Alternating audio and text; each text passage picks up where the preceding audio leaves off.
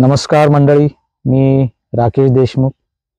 22 April 2025 या दिवशी आपल्या देशावर दहशतवादी आतंकवादी हमला झाला.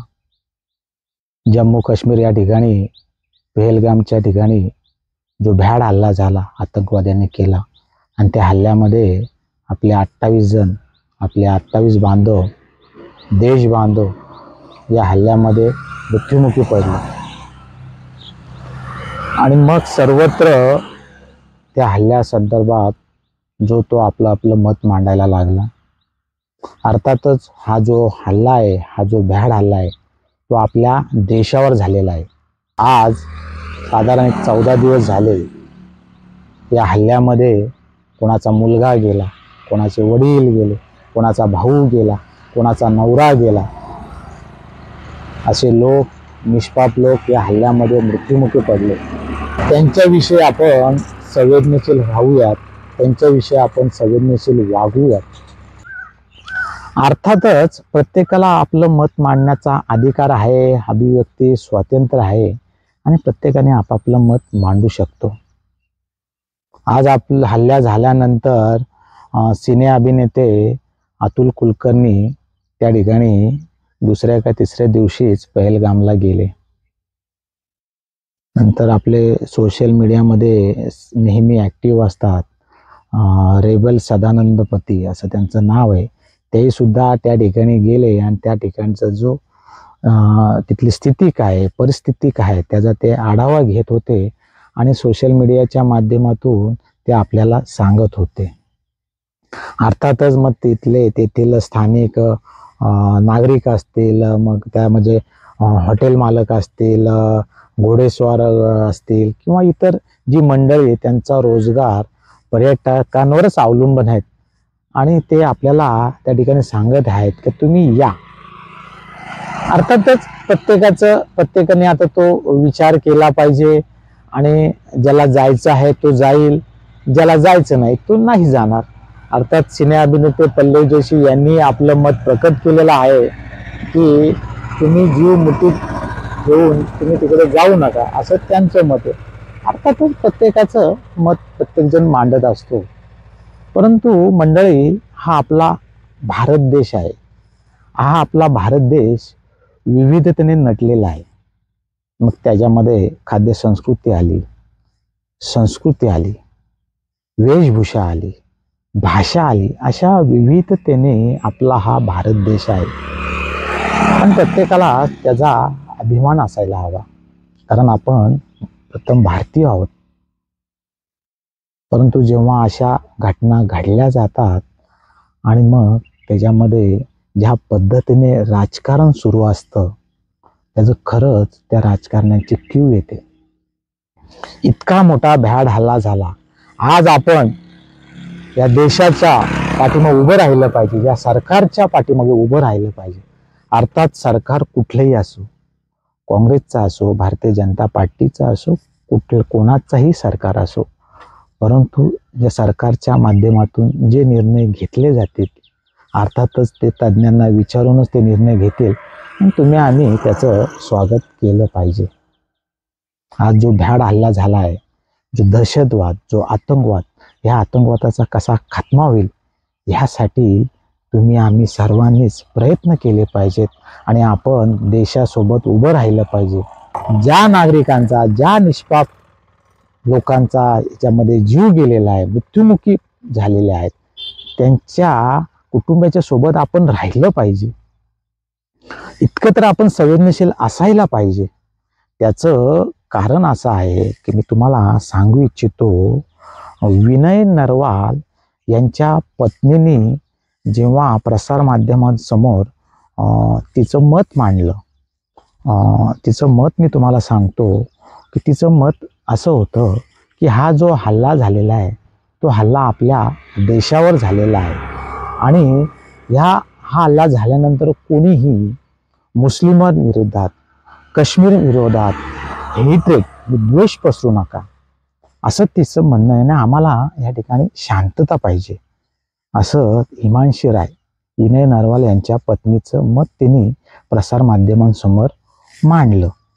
आता बघा, कोणाला त्या मताशी समजा सहमती नसेल तर तुम्ही असहमत किंवा ह्या मताशी आम्ही सहमत नाही आहोत इतकंही थोडंसं आपण वैचारिक आपली पातळी ठेवून तसं बोलणं अपेक्षित आहे.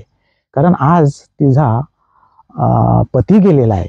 म्हणणं होतं की वी हे तुझं दाखव, we don't want people going to against Muslim और Kashmiris, we want peace and only peace, of course we want justice, says Himanshi wife of Indian Navy Vinay Narwal.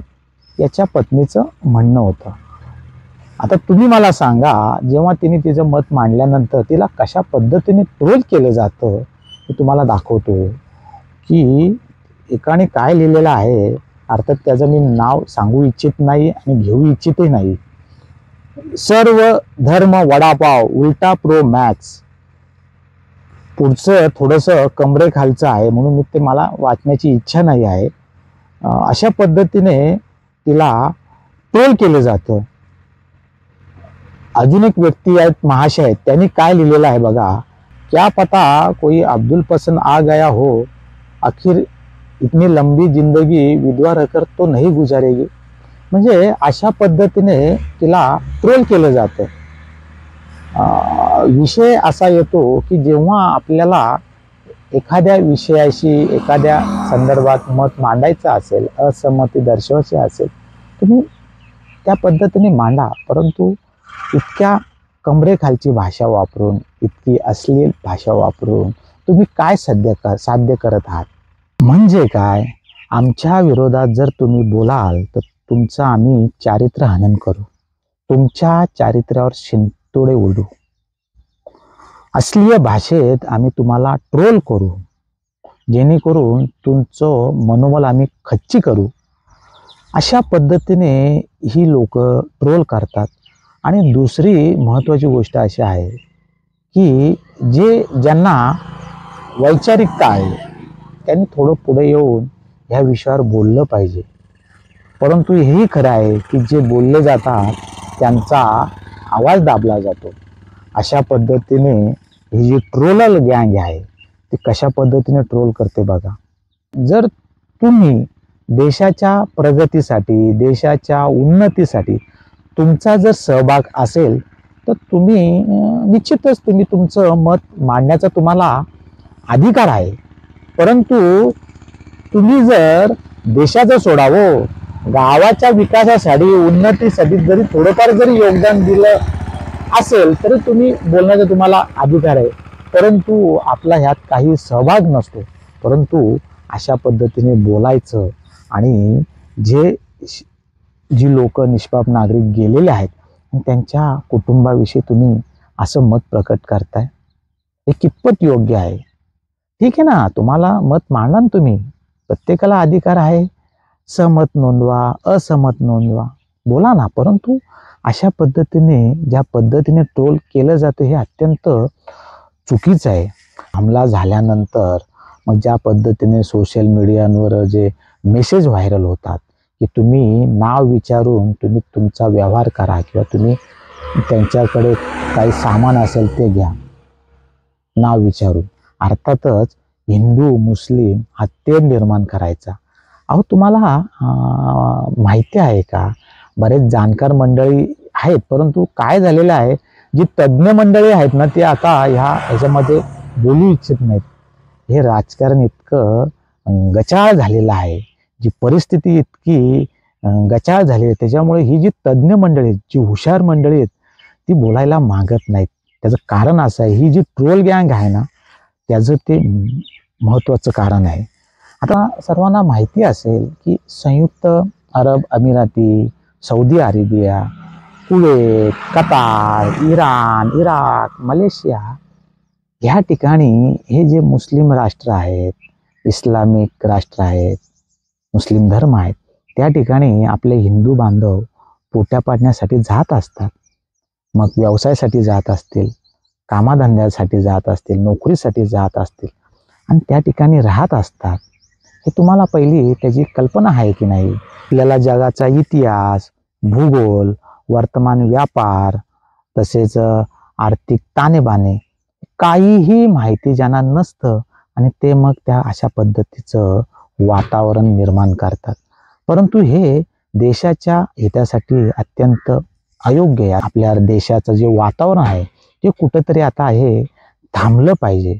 आज आपण सर्वजण एक आहोत आणि आपण देशाचा विकास कसा होईल, आपल्या राज्याचा विकास कसा होईल, आपल्या गावचा विकास कसा होईल, ह्या दृष्टीने आपण सर्वांनी, तुम्ही आम्ही सर्वांनी पावले उचलली पाहिजेत. आणि जे जागतिक स्तरावर असतील, जे देश स्तरावर ज्या काही गोष्टी असतील त्यासाठी त्या ठिकाणी आपले सहकारी आहेत ते त्या ठिकाणी तशा पद्धतीने काम करतील. परंतु तुम्ही आम्ही उगाचच असे जातीय निर्माण करायचे, काही आपल्याला जगाचा इतिहास भूगोल माहीत नाही ना, अशा पद्धतीने आपण देशाचं, राज्याचं, गावाचं वातावरण गढूळ करायचं हे कितपत योग्य आहे? देशावर जो हल्ला झाला आहे, जो भ्याड हल्ला झालेला आहे, हा आपल्या देशावर झालेला आहे. नक्कीच आपण, तुम्ही आम्ही सर्वांनी देश हितासाठी ज्या गोष्टी आपल्याला करता येईल त्या आपण करूयात. धन्यवाद.